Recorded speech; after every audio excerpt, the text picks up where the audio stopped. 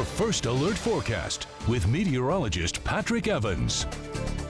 Cloudy skies, damp conditions and cool conditions. We're not quite done with the rain just yet, or it's not quite done with us. That's the view from El Paseo. It's dried out a bit, but be cautious. There is more shower activity on the way, and some of it's a little heavier than the showers we saw this morning. Batch of rain that is coming up kind of out of the Yuma area. Now, we're under a flash flood watch for the Coachella Valley through the midnight hour, then it will expire, and of course a high wind warning off to our west. There are a couple of flash flood warnings. This is a far eastern Imperial County along Highway 78 there, one that will last till 5:30 and one that will last till 4. They're concerned about low-lying areas and washes that have filled up, and so they're actually going to flood the roadway.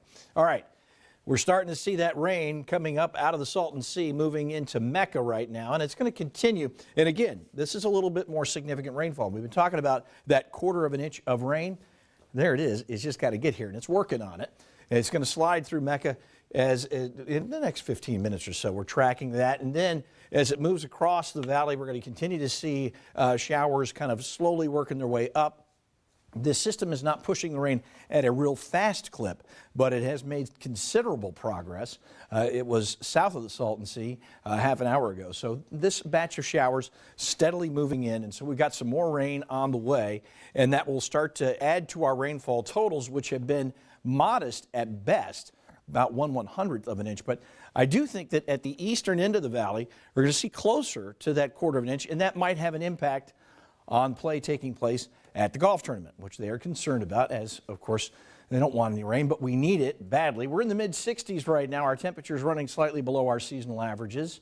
Winds have been really tough off to our west, and the high wind warning remains in effect, but wind speeds here in the valley, not terrible, and you can see right now that everybody's checking in with winds under 10 miles per hour, but the high wind warning is still up until 10 o'clock, and it does cover Desert Hot Springs, areas north of the freeway from Palm Springs, and then it runs right along the corridor, and then it spreads out into the Inland Empire. So travel along the 15, the 215, the 60, still pretty tough.